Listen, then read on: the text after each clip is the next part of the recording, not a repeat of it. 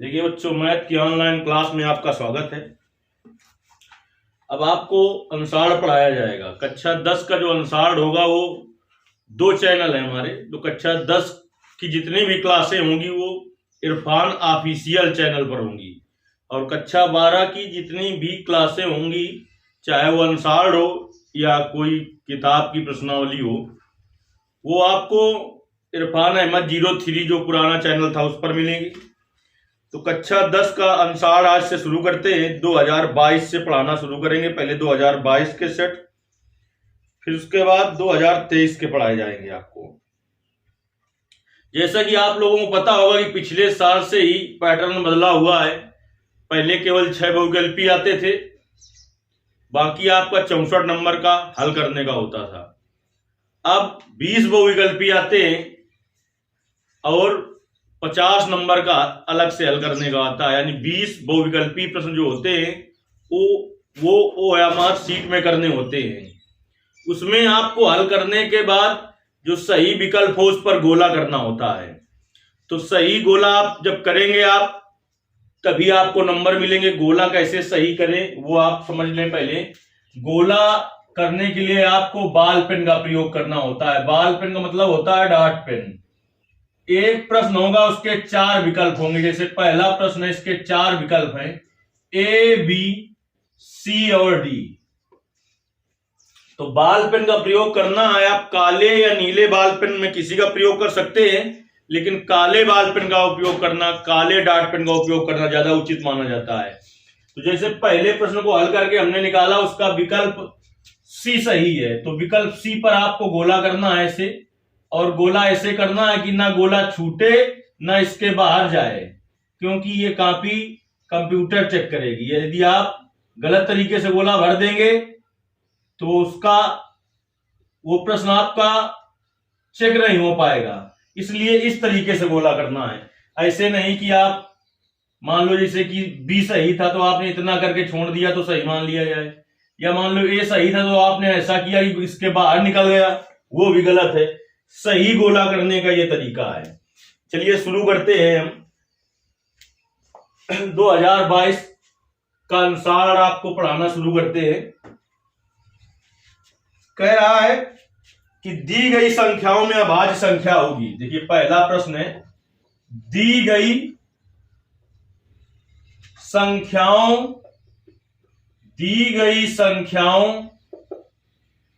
में अभाज्य संख्या होगी। पहला है A 0, B है 1, C ऑप्शन है 2 और D ऑप्शन है 4। कह रहा है दी गई संख्याओं में अभाज्य संख्या होगी। इसमें एक विकल्प सही है। सही जो विकल्प होगा उस पर आपको गोला करना होगा। OMR जो सीट होगी उस पर पहला प्रश्न लिखा होगा, जैसे बताया था ऐसे 4 होंगे कि A होगा, ऐसे B होगा, C होगा और D होगा। तो हमने आपको बताया था कि सबसे छोटी जो अभाज्य संख्या होती है वो 2 होती है। बहुत सारे बच्चे इसको सही कर देंगे जो कि गलत है। अभाज्य संख्या किसे कहते हैं? जिनके सिर्फ 2 गुणनखंड हो, ना 2 से कम ना 2 से ज्यादा, केवल 2 गुणनखंड हो। एक वह संख्या स्वयं और दूसरी उसका गुणनखंड 1 हो। 2 से अधिक गुणनखंड होंगे जिसके, वो भाज्य संख्या होती है।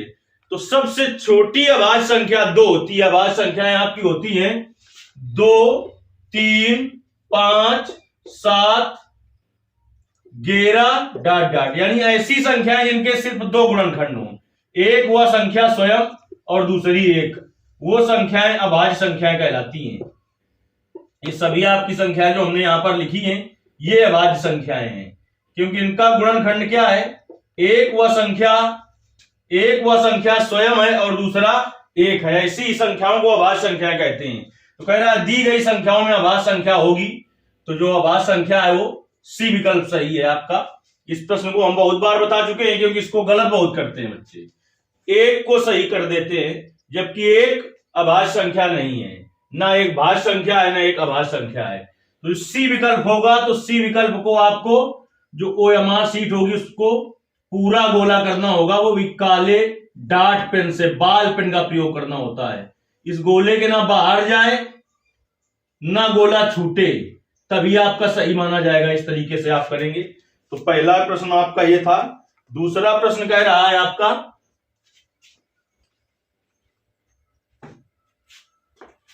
कह रहा है समीकरण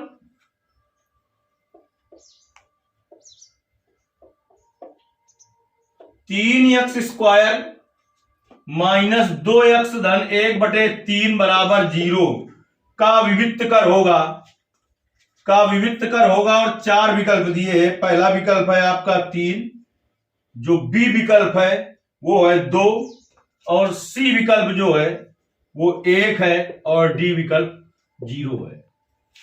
देखिए विवित्त कर d बराबर b² माइनस 4ac होता है।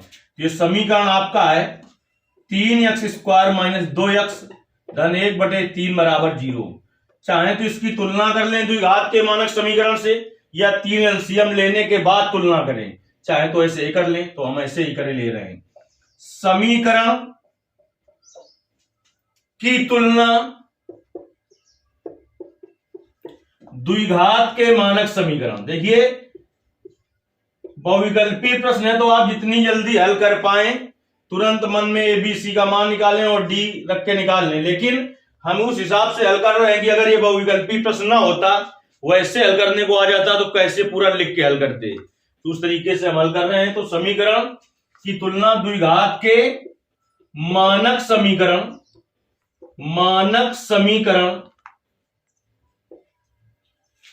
ax² plus bx plus c बराबर 0 से करने पर a का मान 3, b का मान -2, c का मान 1/3। तो इसका विवित्त कर d बराबर b² माइनस 4ac होता है। b का मान आपका -2 है, का स्क्वायर -4, a का मान 3, c का मान 1/3। 3 से 3 कट गया, -2 का स्क्वायर 4 होता है, और -4, तो 4 - 4 0 आ गया। तो आपका विकल्प जो डी है वो सही है। तो जो OMR शीट होगी उसमें दूसरे प्रश्न का जहां पर डी लिखा होगा उस पर गोला करना होगा। ये आपका दूसरा प्रश्न था। तीसरा प्रश्न है, यदि कोई प्रश्न समझ में ना आए तो आपको कमेंट करके जरूर बताना है। तीसरा प्रश्न है कि यदि sin a बराबर 3/5 तो cos a का मान निम्न में होगा। 4 विकल्प दिए हैं।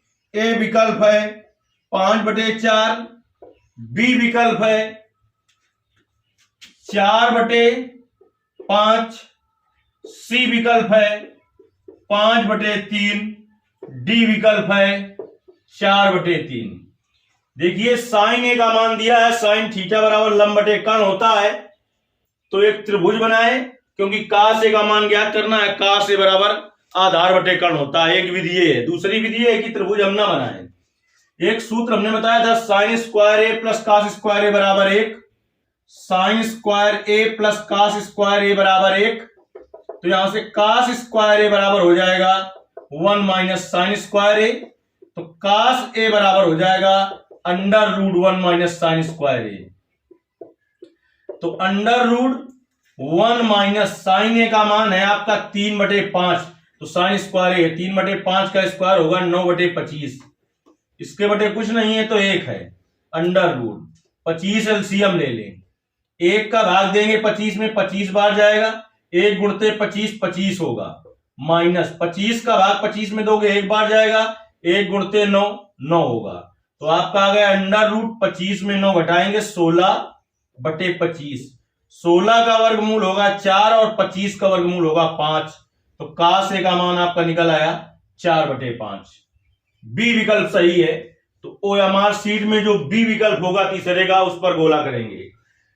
देखिए जब ना भी आए तो बिल्कुल दो गलत विकल्प तो हमें ढूंढ ही लेने हैं, क्योंकि काश ए बराबर होता है आधार बटे कर्ण। कर्ण नीचे होता है, कर्ण नीचे नीचे है और आधार है आपका ऊपर। कर्ण त्रिभुज की सबसे बड़ी भुजा होती है। इन दोनों विकल्पों में हम क्या देख रहे हैं कि ऊपर बड़ा लिखा है और नीचे छोटा, तो ये तो दोनों बिल्कुल ही गलत है, पहले से ही पता है हमें। अब इस विकल्प पर आए, इस विकल्प पर भी हमने क्या देखा कि नीचे कर्ण होना चाहिए इस सूत्र में, तो कर्ण बड़ी भुजा होती है, इसमें नीचे वाला भी क्या है, छोटा है। अगर गणित हमें ना आती होती बिल्कुल तब भी हम सही कर लेते, क्योंकि नीचे कर्ण है तो नीचे बड़ा होना चाहिए, ऊपर छोटा होना चाहिए। बाकी ये तब के लिए जब तुम्हें आता ही ना हो, इसे कहते हैं तुक्का लगाना। बाकी आपको हल कर लेना है सूत्र के द्वारा या त्रिभुज बनाकर। ये आपका तीसरे प्रश्न का हल था।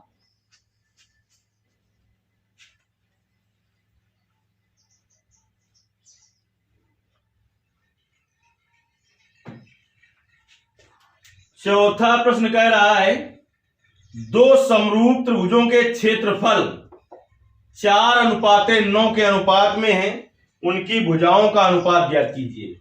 अगर देखिए दो समरूप त्रिभुज हैं तो उनके क्षेत्रफलों का अनुपात भुजाओं के वर्गों के अनुपात के बराबर होता है। अगर दो समरूप त्रिभुज हैं तो उनके क्षेत्रफलों का अनुपात भुजाओं के वर्गों के अनुपात के बराबर होता है।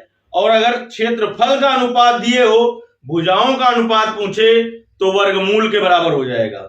जब क्षेत्रफल का अनुपात दिए हो और भुजाओं का अनुपात पूछे तो क्षेत्रफल का जो अनुपात दिया है उसका वर्गमूल ले लेते हैं।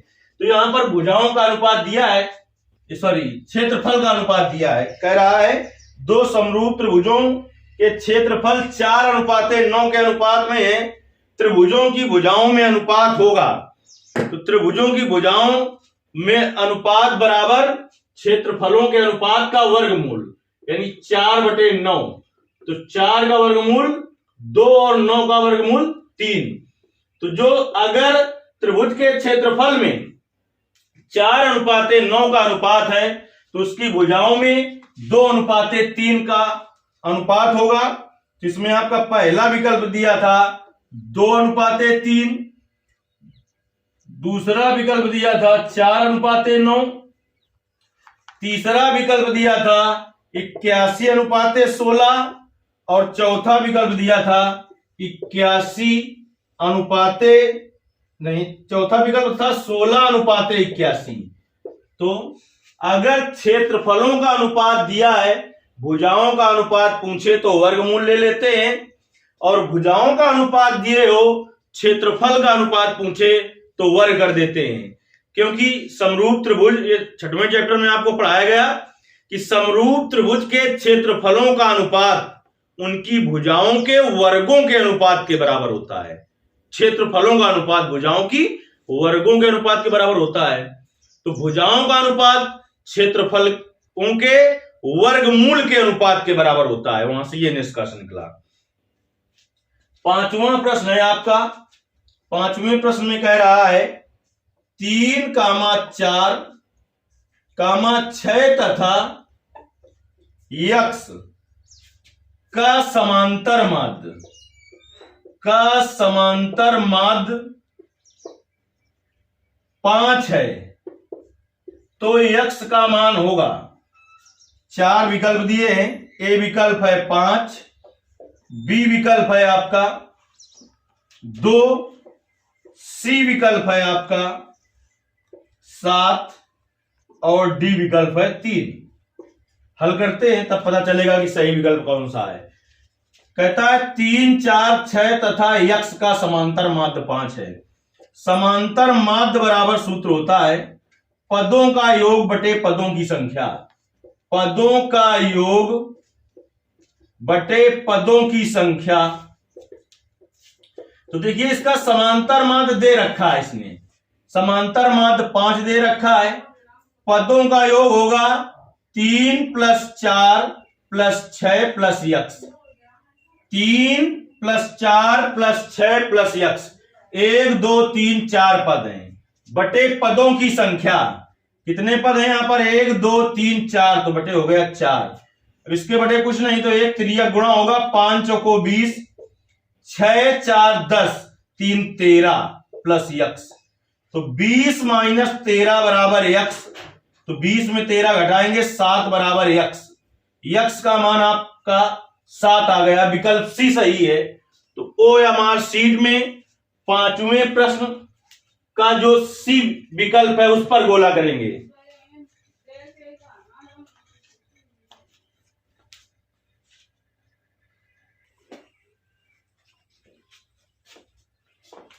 देखिए 6वां प्रश्न है आपका, कह रहा है 2 बिंदुओं के बीच की दूरी। 4 विकल्प दिए हैं।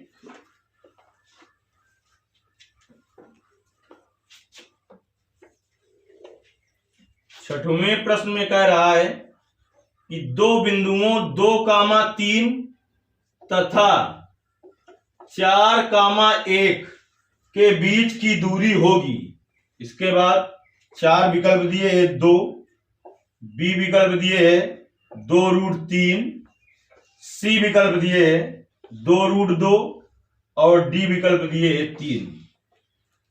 तो देखिए हल इसका देखते हैं।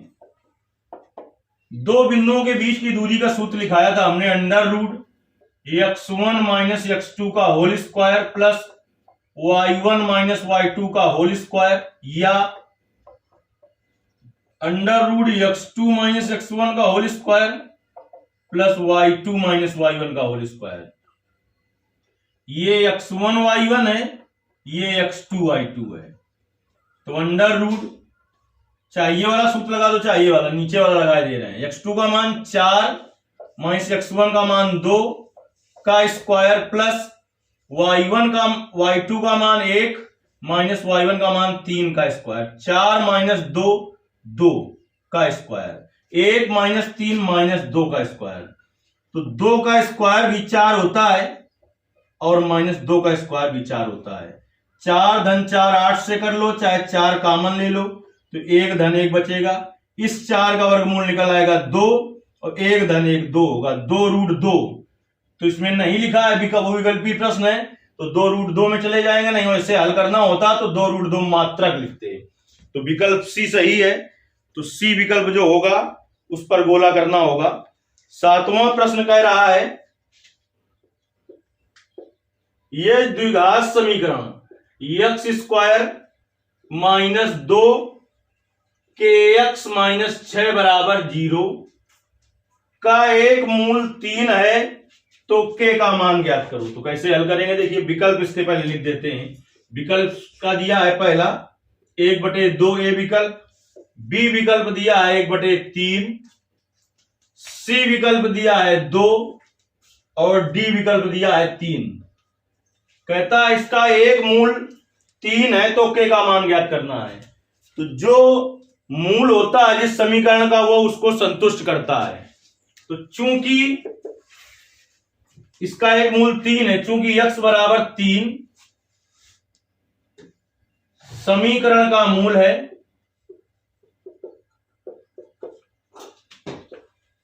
या लिख सकते हैं चूंकि 3 समीकरण का मूल है अतः यह इसको संतुष्ट करेगा, अतः यह इसको संतुष्ट करेगा। तो संतुष्ट करा देंगे। x बराबर 3 रखते हैं इसमें, x बराबर 3 रखने पर रख देंगे x बराबर 3 इसमें। तो 3 का स्क्वायर माइनस 2k और x की जगह 3 रखना है, माइनस 6 बराबर 0। 3 का स्क्वायर 9 माइनस 3 दूनी 6k,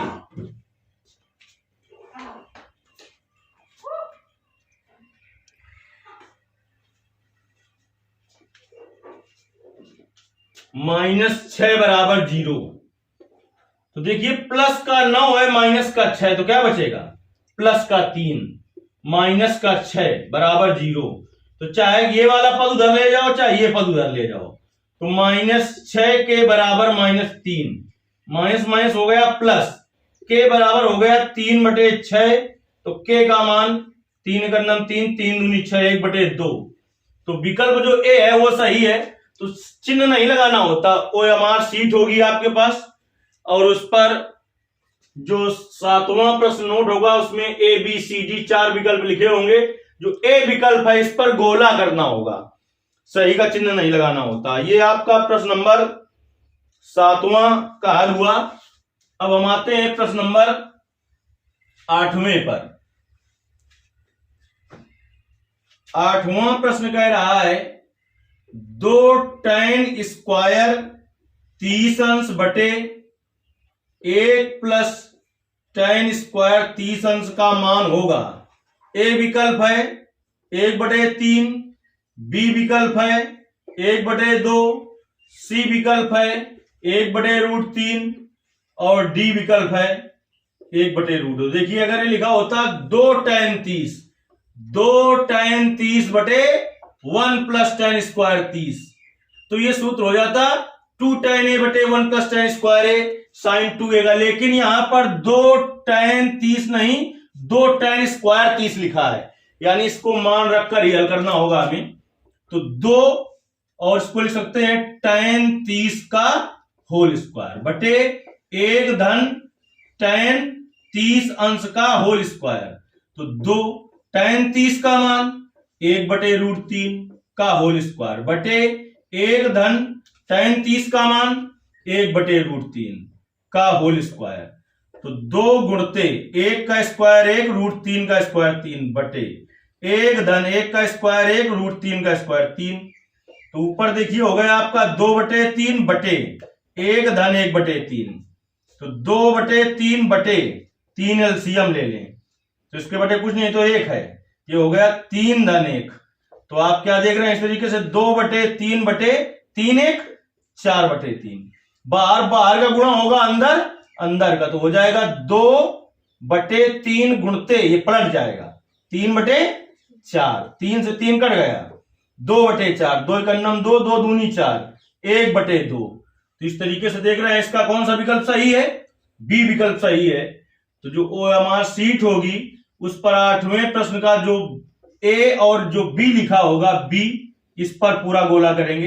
ये गोला का नियम ये है कि ना ये गोला छूटे और ना ये गोला के बाहर जाए जो आप कर रहे हैं, नहीं उसमें एक भी सिंपैथी इसलिए नहीं होगी क्योंकि उसको टीचर नहीं कंप्यूटर चेक करता है। आपका छूटा है तो नहीं चेक होगा, बाहर निकल गया तो चेक नहीं होगा। तो ये आपका 8वां प्रश्न हो गया। अब आते हैं हम 9वें प्रश्न पर।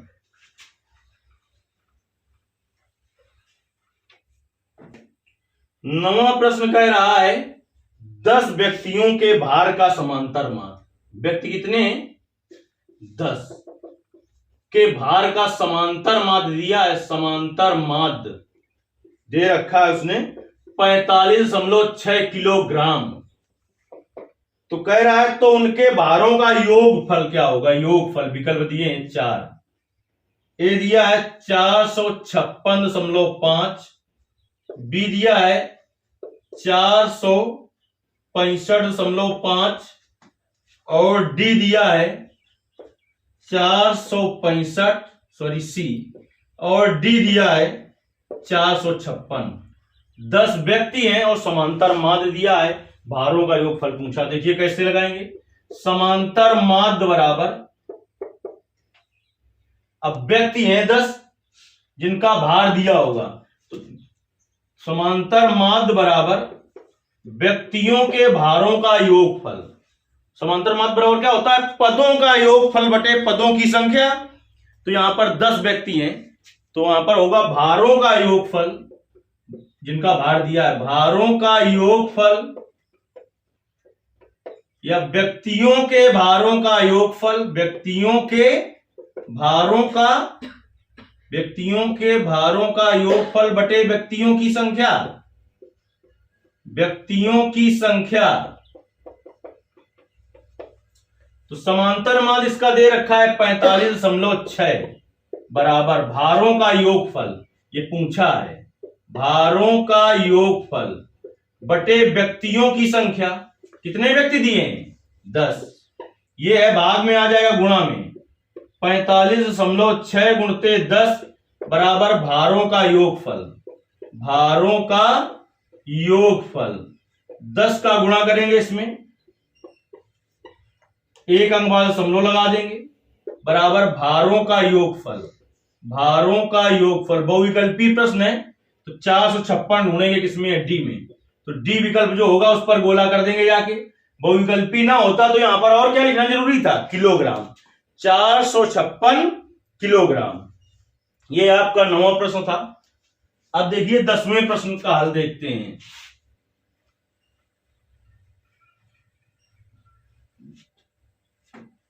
10वां प्रश्न है 7 गुणते 11 गुणते 13 गुणते 15 धन 15 है। नंबर 1 अभाज्य संख्या, ए ऑप्शन है। बी है सम संख्या, सी ऑप्शन है विषम संख्या, डी ऑप्शन है इनमें से कोई नहीं। इनमें से कोई नहीं। बताओ कैसे पता करेंगे।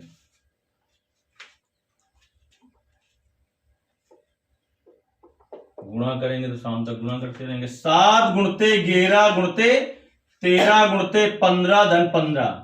एक चीज इसमें देख रहे हैं कॉमन हो रही, क्या 15। तो 15 कॉमन ले लिए तो क्या बचा है यहां पर 7 गुणते 11 गुणते 13 धन, इसमें क्या बचा भाई 15 कॉमन लिया था, 15 से भाग दिया तो इससे 15 कट गया तो इतना बचा, और इससे 15 कट गया तो क्या इतना बचा 1। अब 15 का चिन्ह नहीं है तो गुणा का है, पहले इसको देख लेते हैं। गे सते 77 हो गया। फिर इसके बाद गुणते 13 धन 1। अब 13 का गुणा करेंगे 77 में। 13 × 5 = 65 3 × 6 = 78 और 13 सत्ते कितना होता है 91 की 1 हासिल 9। 13 सत्ते 91, 91 और 9 100 धन 1। तो 15 गुणते 1000, 1 में 1 जोड़ेंगे 1002 हो जाएगा। ऐसी संख्याएं जिनमें 2 का भाग चला जाए वो क्या होती हैं सम संख्या। तो इसमें 2 का भाग चला जाएगा, नहीं चला जाएगा। इसमें 2 का भाग चला जाएगा जो कि क्या है ये 2 से भाज्य है। 2 से भाज्य है और 2 से जो भाज्य संख्याएं होती हैं वो कैसी संख्याएं होती हैं सम संख्याएं होती है। इसमें 2 का भाग चला जाएगा कैसे 5 दूनी 10 0 5 × 9 5। 2 से क्या है ये संख्या 2 से भाज्य है। 15 का गुणा भी कर दोगे तब भी ये 2 से क्या होगी भाज्य रहेगी। तो ये कैसी संख्या है सम संख्या है। तो जो 20 बहुविकल्पी थे उसमें से 10 बहुविकल्पी का हल है। इसके आगे का हल कल की क्लास में बताया जाएगा।